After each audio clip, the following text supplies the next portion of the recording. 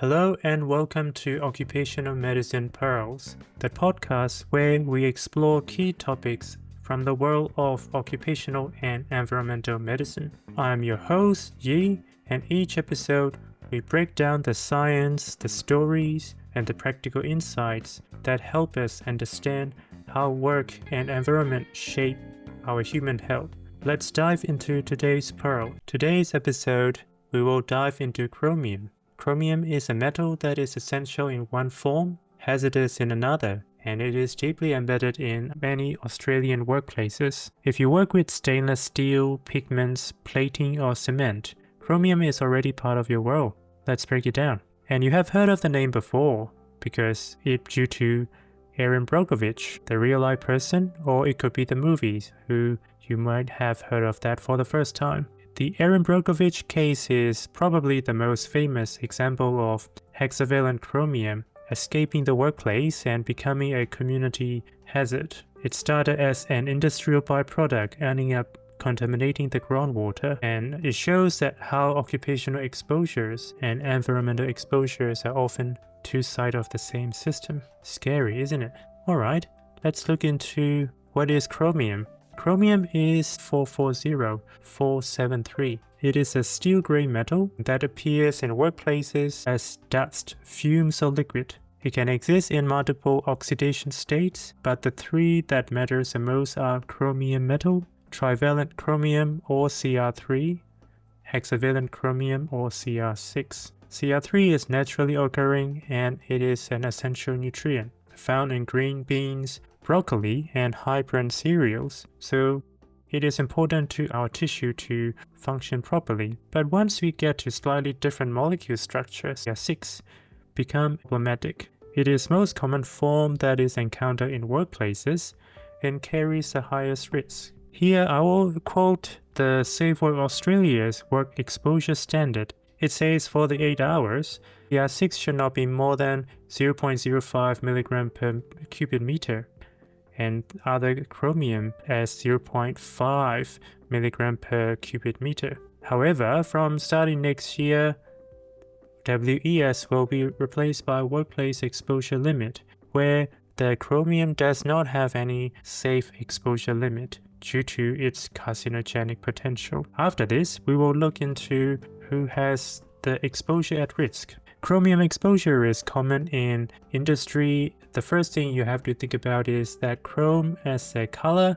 So anything you see as a chrome color, still and quite bright and reflecting, and that could be chromium involved. So it would include in welding, cutting, and hard-facing stainless steel industry, and also in the welding of any of the metals with chromium, and chrome plating or electroplating are other common examples. Outside of that, we look at the colors, and they are in the leather tanning, timber preservations, and textile chrome pigments. We need to think about that. And the last at the cement and concrete work. The one thing we need to know is that there are also non-occupational exposure that we get from eating food or eating food that are grown with contaminated water.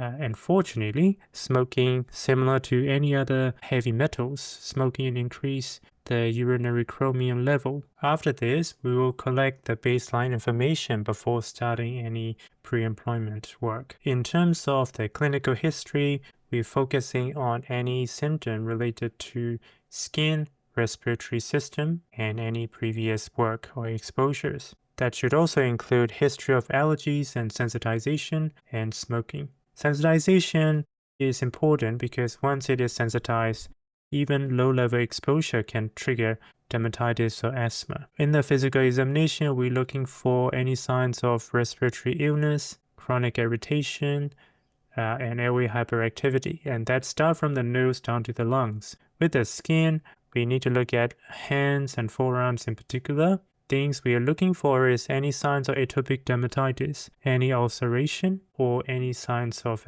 pre-existing skin problems. The baseline spirometry should be done at this state, and urinary chromium level should be collected. Once a worker started working, and they should have the regular health surveillance, and that include urinary chromium in addition to the normal physical examination. So urinary chromium reflects the recent exposure, and it should be collected at end of shift and end of the week to determine for the level of exposure in the recent days. The excretion of the chromium is unique in a way that it has three phases. The initial phase, that is based on the level of exposure, are freely and quickly removed from the kidneys about 7 hours. After that, it can take from 15 to 30 days. Now that is from the chromium that is stored in the liver, kidneys, and lymph nodes, and they are slowly released from our human body. Now, some of the chromium would end up in the other tissues such as lung tissue and deep central lymph nodes and bone marrow. If they have from these tissue, excretion will be even slower. It can take up to 3 to 5 years, which means that a person can have urinary chromium detected even stopping work for 3 to 5 years time.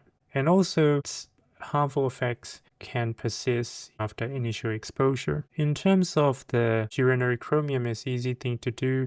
However, it is something we can also consider for blood. So in particular, erythrocyte chromium is important to tell whether we have exposure to chromium-6, so hexavalent chromium, or trivalent chromium. Generally speaking, the hexavalent chromium can pass through the membrane of the red blood cells, where CR3 cannot. So it may be used as a way to determine the occupational exposure when there is doubt about the levels. After this, we look at the health effects. Chromium, as most of the time, exposure is through the inhalation of the dust and skin exposure. It can affect the first part of our body that would expose.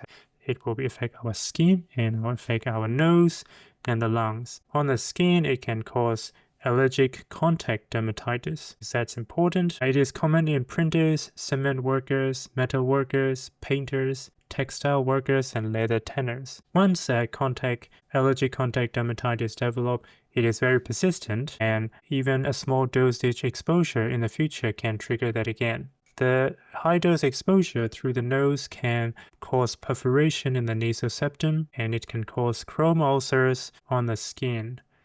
They can appear in the hands, fingers, webs, and forearms, and they are deep, round, clearly demarcated lesions, and it can be very hard to diagnose clinically without the history.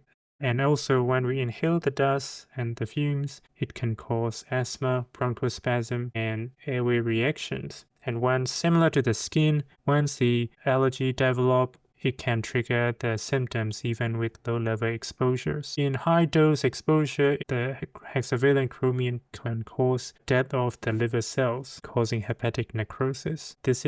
They are acute effects. If we summarize again, we need to look at the skin as allergic contact dermatitis, asthma, and nasal septal perforation, and chrome ulcers. For chronic effect, it can affect again your lungs. So it can cause chronic irritation, hyperemia, chronic inflammation, and bronchitis, and emphysema. Undoubtedly, if a worker is smoking, that will increase the progression of the condition. From the gastrointestinal tract, it can cause gastritis, duodenal ulcers, and hepatic necrosis. And you may have heard that even though chromium is excreted from urine predominantly, by the time it gets to the kidneys, it is usually CR3, which is less toxic. So renal damage is not a significant problem. However, it can still cause damage in the long-term exposure.